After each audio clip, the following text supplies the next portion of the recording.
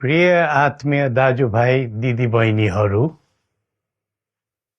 हामी नेपालीहरूको घर आँगनमा नयाँ वर्ष 2082 आइपुगेको छ।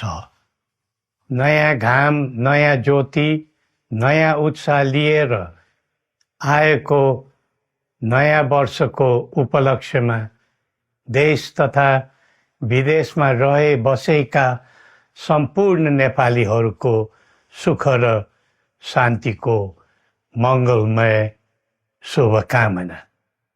हरेक नयाँ वर्ष नूतन आशा र विश्वास बोकेर आउने, तर वर्षको बिदाईमा एउटा घनघोर निराशाका बीच हुने गरेको धेरै साल भयो। समाजका विभिन्न दल, वर्ग र जन समुदायले आफ्नो धारणा, आस्था तथा अभिव्यक्ति राख्न पाउनु प्रजातन्त्रको सुन्दर विशेषता हो। तर त्यस्तो धारणा र मान्यता प्रस्तुत गर्दा सबैले संयम अपनाउनु पर्दछ। केही दिन अघि जनप्रदर्शनमा जुन प्रकारको हिंसा, आगजनी, तोडफोड भयो, त्यसबाट जस प्रकारको मानवीय एवं भौतिक क्षति भयो, त्यो सुन्दा हामीलाई अत्यन्तै दुःख लाग्यो। नागरिक स्वतन्त्रता भन्दा ठुलो तन्त्र वा वाद हुँदैन। वास्तविक प्रजातन्त्र त्यहाँ हुन्छ जहाँ राम्रो, नराम्रो, जनगुनासो वा गुणगान सुन्ने परम्परा र संस्कार हुन्छ। नेपाली जनतामा देश र भविष्यलाई लिएर जुन खालको जागरुकता पैदा भएको छ, त्यसलाई हामीले सकारात्मक रूपमा लिएका छौँ। वास्तवमा नेपाली जनतामा रहेको देशभक्तिपूर्ण भावना विश्वमै अनुकरणीय र अनुसरणीय छ। देशलाई विद्यमान जटिलताबाट मुक्त गराई शान्त, स्थिर र समृद्ध मुलुक बनाउने जागरुकता जुन पैदा भएको छ, नयाँ वर्ष 2082 मा नेपाली जनताको चाहना अनुसारको परिणाम हासिल हुने विश्वास थपिएको छ। मुलुकमा व्याप्त अशान्ति, अराजकता, निराशा र असन्तुष्टिबाट आम नेपालीलाई मुक्त गर्न नेपालको राज संस्थाले जहिले पनि योगदान पुर्याउँदै आएको विदितै छ। राष्ट्रियता र प्रजातन्त्रलाई मूल कार्य मान्दै जनभावना बमोजिम चल्ने बहुदलीय प्रजातन्त्र र संवैधानिक राज संस्थाको परम्परामा हाम्रो मान्यता रही आएको छ। वर्तमानमा बदलिँदो जनचाहनाको पनि कदर गरी राज्य शक्तिको स्रोत जनता नै हुन् भन्ने मन्जुरी सदैव स्थापित हुनु पर्दछ। राष्ट्र निर्माता श्री 5 बरामहाराज धीराजको दिव्य उपदेशलाई नै अबको राज्य सत्ताको मूल मन्त्र सोच्नुमा के होला?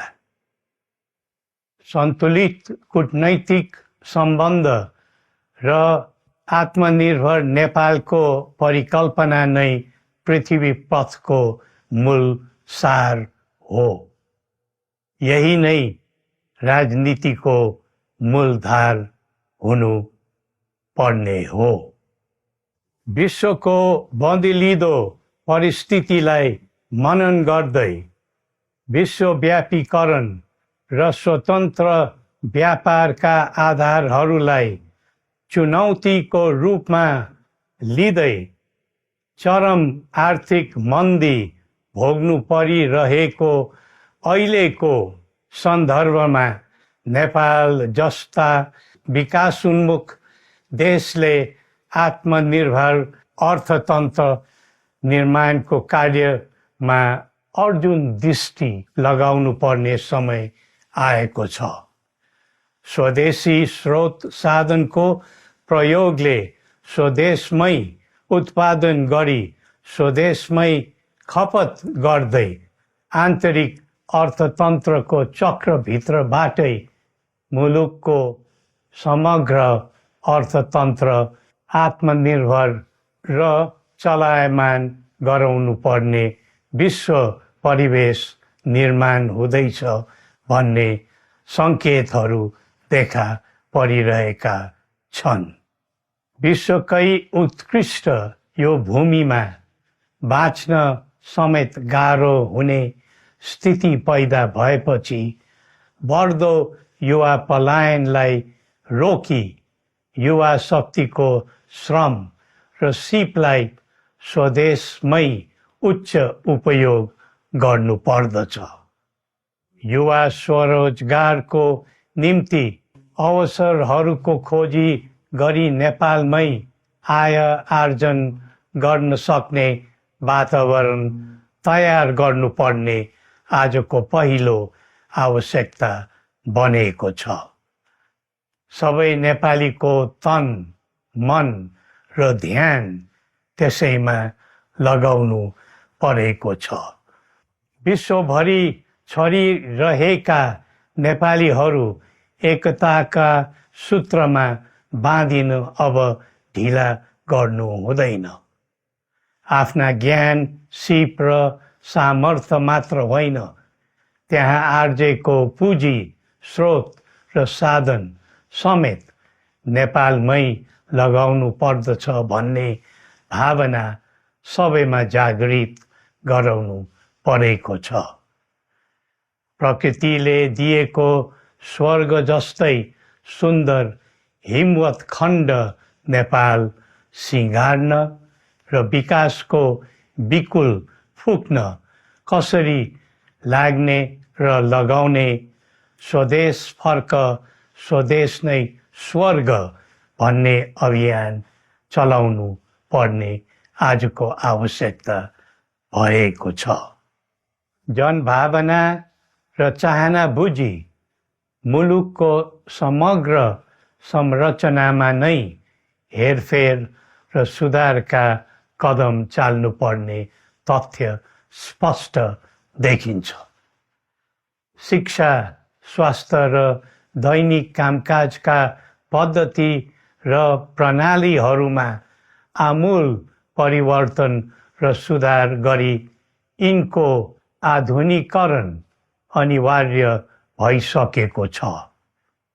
युग प्रविधिको हो, सावधानीपूर्वक उपयोग गर्नु सकेमा राष्ट्रको योगदानमा ठुलो टेवा पुग्न सक्नेछ।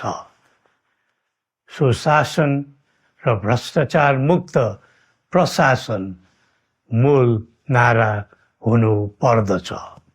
हामी अस्थिरता, अशान्ति, अराजकता, विपन्नता र भ्रष्टाचारको अन्त्य चाहन्छौँ।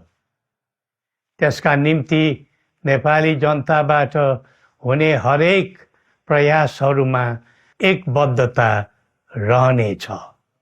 मुलुकको गिर्दो अर्थव्यवस्था, रुग्न हुँदै गएको औद्योगिक उत्पादन, बढ्दो राष्ट्रिय ऋण र बेरोजगारी, रक्षात्मक बन्दै गएको राष्ट्रियता, राष्ट्रिय एकता, सामाजिक सद्भाव, मौलिक धर्म, संस्कृति तथा जनस्तरमा बढेको निराशा, असन्तुष्टि हाम्रो चिन्ताको मूल विषय हो। नागरिक पलायनसँगै पुँजी पलायन, भ्रष्टाचार र व्यथिति देशले थाम्नै नसक्ने स्तरमा झाँगिएको छ। यो स्थितिमा नयाँ वर्षलाई उपलब्धिमूलक बनाउनु हामी सबै नेपालीको सामूहिक र एकताबद्ध प्रयास अपरिहार्य भएको छ। नेपाली बीच द्वन्द्व नहोस्, परस्पर अविश्वास र हिंसाको दुःखद मनोस्थिति नबनोस्, देशवासीहरू कुनै पनि नाम र न्युहुमा ध्रुवीकृत नबनुन् भन्नेतर्फ हामी सदैव सचेत र संवेदनशील छौँ।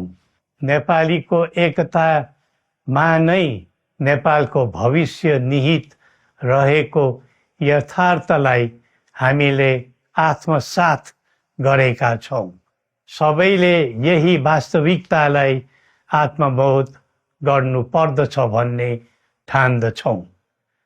हाम्रा आह्वान हामी कसैको निजी स्वार्थपूर्तिका निमित्त होइन, कुनै खालको सैद्धान्तिकवाद वा विचारको होइन, समग्र राष्ट्रको स्वाधीनता, समग्र जनताको सम्प्रभुता तथा नेपाल र नेपालीको सुखमय प्रतिष्ठाको निम्ति हो।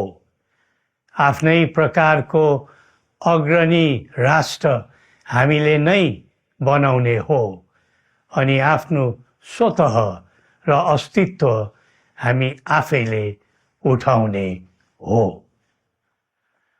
संसार धेरै अघि बढिसक्यो, तर हामी यो वा त्यो वादको चक्रव्यूहमा फँसेका छौँ। नेपाल आमालाई केन्द्रमा राखेर हाम्रा विचार बन्नुपर्छ, हाम्रा कदम चल्नुपर्छ। हरेक समस्याको समाधान संवाद, सहमति, समन्वयन र सहकार्यबाट हुन सक्छ। आगामी वर्ष नेपाली इतिहासको स्मरणीय र सुनौलो सम्झना बन्नुपर्छ र बनाउनु सकिन्छ भन्ने विश्वास हामीले लिएका छौँ। नयाँ वर्षले नयाँ आशा, उमङ्ग र उत्साह ल्याओस् अनि नेपालीको सुनौलो भविष्यको सुनिश्चितता होस्। श्री पशुपतिनाथले हामी सबैको कल्याण गरून्। जय नेपाल।